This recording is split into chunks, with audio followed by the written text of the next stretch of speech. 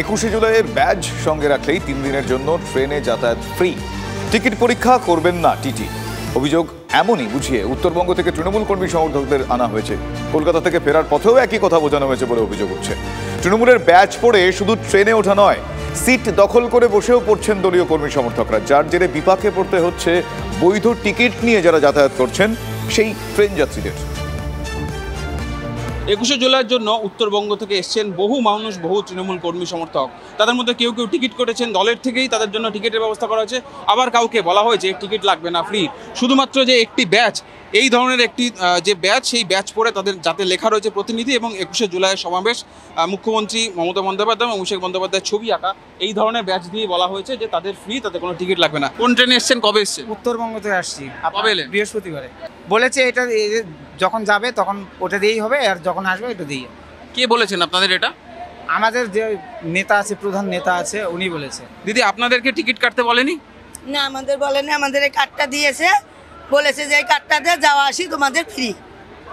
যাইতে 3 দিন, আমরা 18 তারিখে আসছি, যে মিটিংয়ের পরেও 3 দিন ফ্রি আছে গাড়ি, তোমরা আসতে পারবে। আমাদের ওইভাবে বলেই দিছে। আমাদের গ্রামের হলো সভাপতি পঞ্চায়েত এটা দিছে। কোথা থেকে এসছেন? হ্যাঁ, কোথা থেকে এসছেন? আমি কোচবিহার থেকে। টিকিট লাগেনি? টিকিট লাগেনি। এই যে পার্টি থেকে এটাই বলছে যে এই কার্ডটা শুধু নিয়ে গেলেই আমাদের হবে, এইটুকুই। সুতরাং কিভাবে 21শে জুলাইয়ের এরকম একটি গুরুত্বপূর্ণ দিনে কোনো টিকিট ছাড়া এই যাত্রীদেরকে আসার ব্যবস্থা করা হলো, সেটা নিয়ে কিন্তু প্রশ্ন উঠছে। তার কারণ যদি টিটি এই যাত্রীদেরকে চেক করেন, তাদেরকে কিন্তু তাদের এই গোটা যাত্রাপথটা অবৈধ বলেই গণ্য করা হবে রেলের আইন অনুসারে। ক্যামেরা দেবব্রতের সঙ্গে সুজয়, TV9 বাংলা, কলকাতা।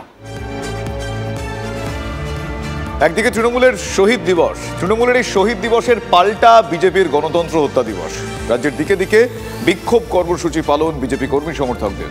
হুগলির ঘড়ির মোড়ে বিজেপি কর্মী সমর্থকদের মিছিল, বহরমপুর থানার সামনে বিক্ষোভ বিজেপির, বাঁকুড়ার সারেঙ্গায় থানা ঘেরাও করেন বিজেপির কর্মী সমর্থকরা।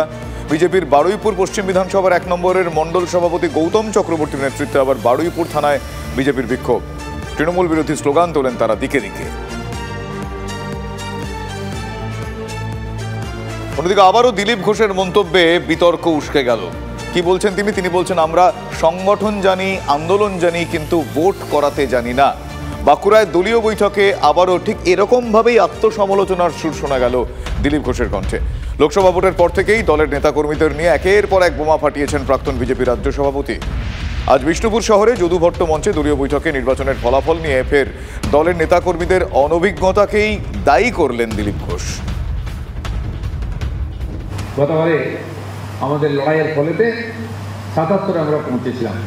আশা করেছিলাম 100 বেশি সিট পাবো, সরকার হয়ে যাবে। সাধারণ মানুষ বলছিল, পুলিশ কর্মচারী ধরে নিয়েছিল আমরা জিতবো, কিন্তু হয়নি। তার মানে কোথাও আমাদের ফাঁক আছে, আমাদের অভিজ্ঞতা কম আছে। আমরা সংগঠন জানি, আন্দোলন জানি, কিন্তু ভোট করাতে জানি না। ভোট কী করে করাতে হয় সেটা জানতে হবে, শিখতে হবে। প্রত্যেক নির্বাচন থেকে অভিজ্ঞতা সঞ্চয় করে আগামী নির্বাচনে যাতে ভালো করা যায় তার চেষ্টা করতে হবে।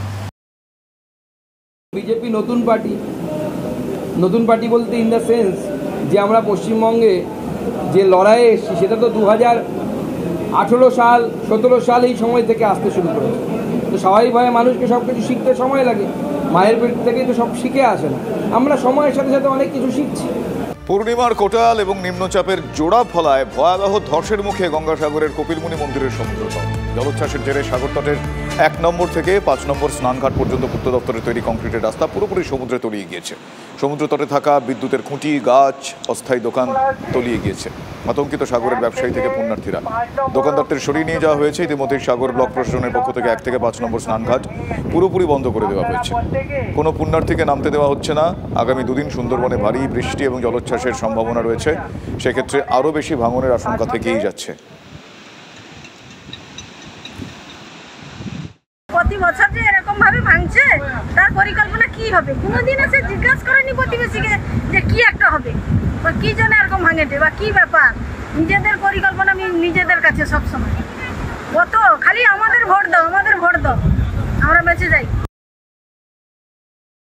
1 নম্বর থেকে 5 নম্বর পর্যন্ত যে রোড ছিল সেই রোডটা জলের তলায় চলে গেছে। পরিকল্পনা মাস্টার প্ল্যান ছাড়া আর কোনো উপায় নেই। কেন্দ্র সরকারকে একে দায়িত্ব নিয়ে দীঘার আদলে এটাকে আটকাতে হবে।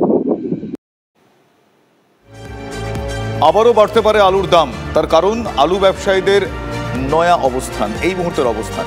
অনির্দিষ্টকালের জন্য কর্মবিরতির ডাক দিয়েছেন প্রগতিশীল আলু ব্যবসায়ী সমিতির সদস্যরা। আজ থেকে সেই অনির্দিষ্টকালের জন্য কর্মবিরতি শুরু। তার ফলে বাজারে আলুর যোগানের আকাল হতে পারে, আর তার জেরেই স্বভাবত আলুর দাম আরও বাড়তে পারে বলে আশঙ্কা। এমনিতেই বিভিন্ন শাকসবজি আনাজের দাম এমন জায়গায় পৌঁছেছে যে বাজারে গেলেই মধ্যবিত্তরা ছ্যাঁকা খাচ্ছেন। আর এই পরিস্থিতিতে আলুর দাম যদি আরও বেড়ে যায় তাহলে কি হবে সেটা ভেবেই এই মুহূর্তে আমজনতা চিন্তায়। যদি না নিতে চাই, আমরা কোথাও না আলুটা পাঠাতে পারি, তাহলে আমরা কি করে ব্যবসা করব? আমার তো দীর্ঘদিন তো লোকসান করে চাষিকে টাকাটা বুঝিয়ে দিতে হবে।